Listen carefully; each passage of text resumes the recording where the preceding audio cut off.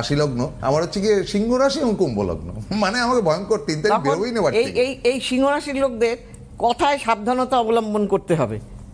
হ্যাঁ, বুঝে শুনে কথা বলতে হবে, না হলে কিন্তু শত্রু তৈরি হয়ে যাবে। এটা কি এখন থেকে স্টার্ট হয়ে গেছে? হ্যাঁ হ্যাঁ, আপনি এখন আমি থেকেই আপনার অনুষ্ঠান শুরু করব করুন। কি করে? আবার যারা নাকি মেষ লগ্ন তাদেরও কিন্তু সব সময় মানে আমরা যে ব্যবসা করব সেই ব্যবসার লেনদেনের জায়গাটা আমাদের বুঝে করতে হবে, তা না হলেই মুশকিল। ঠিক। হ্যাঁ, আবার টাকা পয়সা খরচ করছে। হ্যাঁ, আবার ইসেদের কিন্তু যারা মেষ কুম্ভ তাদের পারিবারিক জীবনটার দিকে সতর্ক থাকতে হবে এবং লেনদেনের ব্যাপারে সতর্ক থাকতে হবে। রাশি লগ্ন দুটোই বলছেন? হ্যাঁ, রাশি লগ্ন দুটোই বলে দিচ্ছি। তাহলে এই যদি আমরা জানি, তাহলে যদি আমরা সতর্ক থাকি, তাহলে আমাদের সম্ভাবনাটা কম থাকে। মানে আপনি বলছেন আতঙ্কে না সতর্কে থাকে? সতর্কে থাকুন। আর ভয় পাবো কেন? ভয়কে জয় করতে হবে। আপনি আছেন কি করতে তাহলে? সেই জন্য সতর্ক থাকতে হবে, এই জন্যই বলে দিলাম আপনারা সতর্কে থাকবেন। দেখেন, আপনি যখন একবার বলে দিয়েছেন 3 তারিখে বাইরে থেকে বেরোবো না, হ্যাঁ, ফ্যানের তলায় শোবো না বাবা, ওটাও ভেঙে পড়তে পারে। যাতা হচ্ছে, ভূমিকম্প হচ্ছে, কি ভবিষ্যৎবাণী করলেন এগুলো? অনেক কিছু। এগুলো কি ভবিষ্যৎবাণী মারাত্মক করেছেন? হ্যাঁ, করেছি না, যেটা আছে সেটা তো বলতেই হবে, সাবধানতা অবলম্বন করতে হবে। আচ্ছা, এখানে আমার কতগুলো প্রশ্ন আছে। সেটা হচ্ছে যে এই যে যুদ্ধ বিগ্রহ লাগলো, এতে করে কি দ্রব্যমূল্য বৃদ্ধি? 100% দ্রব্যমূল্য বৃদ্ধি হবে। দেখুন, আপনার তেলটা তো বাইরে থেকে আসে, যুদ্ধ, তেলের জন্য। হ্যাঁ, তেলটা তো বাইরে থেকেই আসে, আর তেলের জন্যই যুদ্ধ। আর সেই তেল আনতে গেলে বাইরে থেকে ট্রান্সপোর্টে করে আনতে হবে, তার দামটা বেড়ে গেল। তারপর ধরুন আমি খাবার দাবার যদি আনি শিলিগুড়ি থেকে কলকাতায়, ট্রান্সপোর্টের তেলের দাম বাড়বে, তাহলে তো সব জিনিসের দাম বাড়বে। সব প্রতিটি জিনিসের দাম বেড়ে যাবে। ওমা, বুঝতে পেরেছেন? মানুষ এখন খুব সমস্যা।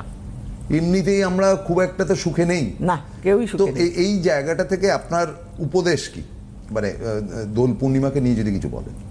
এই দোল পূর্ণিমায় মানে যাদের বাড়িতে আমি বলি, আপনি তো নিজে ব্রাহ্মণ সন্তান, আপনি নিজে পুজো আচ্ছা করেন এবং দোলের দিনও আপনি পুজো করবেন। হ্যাঁ, পূর্ণিমা। আচ্ছা, আমি একটু বলে দিই, যারা যারা দোলের পুজো দিতে চাইছেন অনন্যাদির কাছে, তারা কিন্তু আজকে এবং কালকের মধ্যে আপনার রবি এবং সোমের মধ্যে কিন্তু আপনারা পুজোটা দিয়ে দেবেন এবং মানে তার প্রতিকার ইত্যাদি ইত্যাদি। আপনি কিন্তু মঙ্গলবার উনি সারাদিন পুজোয় ব্যস্ত থাকবেন, বুধবার যেহেতু হোলি সেদিনকেও পুজোয় ব্যস্ত থাকবেন, বৃহস্পতিবার থেকে প্রতিকারগুলো আপনারা পেয়ে যাবেন, তাই তো? আর কি তোমার সেটা পড়াশোনা হতে পারে, বিয়ের কাজ তো দারুণ হবে ওই দিন। বিয়ের কাজ তো দরকার, বিয়ের মাস চলছে। হ্যাঁ, অনেকেরই বিয়ে হয়েও হচ্ছে না, বয়স বেড়ে যাচ্ছে, বিয়ে কেটে যাচ্ছে। এইগুলো অনেকে ভাবে কি আমার মেয়ে সুন্দর হয়ে যাবে, আমার মেয়ে চাকরি করে হয়ে যাবে। না, আপনার ছেলে ভালো পড়াশোনায় হয়েও, এইখানেই তো ফোন আসে, জানেন তো আপনি, কত ভালো ভালো ছেলে সব, তাদের চাকরি হয়, 10 লাখ 12 লাখ টাকা দিয়ে ইঞ্জিনিয়ারিং পড়েছে, চাকরি আর হলো না। বাপের তো মানে প্রভিডেন্ট ফান্ডের সব টাকাটা দিয়ে দিয়ে। তো সেই কারণেই তাছাড়া আগাম না জেনে নিতে হবে যে আমি কোন প্রফেশনে গেলে আমার উন্নতি আছে আর কি পড়বো। আর হ্যাঁ, সেই জন্যই তো, সেটাই তো, প্রফেশনে যাব, কোন প্রফেশনে যাব আমার ছকে সেটা থাকবে। আর সেটা ইন্ডিকেট করে দ্বিতীয় স্থান থেকে, ছকের দ্বিতীয় স্থান থেকে ইন্ডিকেট করে, মানে ওখান থেকে তো অর্থ আসবে। ওখানে যদি অশুভ গ্রহ বসে থাকে তাহলে আপনার খারাপ। তো দ্বিতীয় স্থানে অশুভ গ্রহ তো অনেকেরই রয়েছে যারা এখন অনুষ্ঠান দেখছেন। হ্যাঁ, আছে, এবং সেগুলোকে ঠিক করতে হয়। তারা তো প্রতিনিয়ত বুঝতেও পাচ্ছেন যে আমাদের তো সময়টা ভালো যাচ্ছে না, বুঝেও যে ঘুমিয়ে আছে। তারা মনে করছেন দোল পূর্ণিমা হচ্ছে মিলন উৎসবের দিন, একজন একজনকে আবির দেবে, ঠাকুরের পায়ে একটু আবির দেবে, ভাগ্যটা চেঞ্জ হয়ে যাবে না। আবার দেখুন, সে হয়তো ভুল আবির দিল। রাশি লগ্ন অনুযায়ী যদি আপনি আবিরটা দিতে পারেন, আপনার ভালো কাজ হবে। আচ্ছা, যার যে রাশি লগ্ন সেই অনুযায়ী যদি আবিরটা ব্যবহার করা যায় তাহলে কিন্তু এটারও সিস্টেম আছে। হ্যাঁ, সিস্টেম আছে। আমার ধরেন কর্কট রাশি, আমি যদি কালো রং দিই বা নীল রং দিই তাহলে আমার পক্ষে খারাপ। দেওয়া যাবে না। আমি কাউকে কালো রং আমি ব্যবহার করতে দিতে পারবো না, আমি কারোর গায়ে দিতে পারবো না।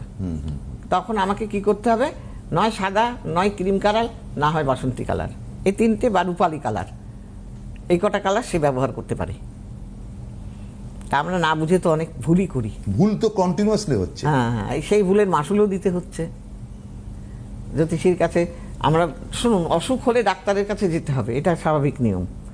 সমস্যা হলে জ্যোতিষীর কাছে যেতে তা হবে। ডাক্তার তো আর ভাগ্য এবার পরিবর্তন গেলেই করবে তো না। হবে না কি। এবার দেখুন, আমি বললে খুব খারাপ হয়ে যাবে। আমি দেখেছি আমার কাছে একজন এসেছিল, আমি জ্যোতিষী শিখবো, ঠিক এরকম ভাবে এসে আমার করতে হবে, আমার পয়সা দরকার। পরের দিনই দেখি লাভ দিয়ে পরে সে গলায় মালা টালা দিয়ে উল্টো পাল্টা বকা শুরু করে দিয়েছে মোবাইলের মধ্যে। হ্যাঁ, তা এরা যদি জ্যোতিষী করে লোকে কি পাবে বলেন?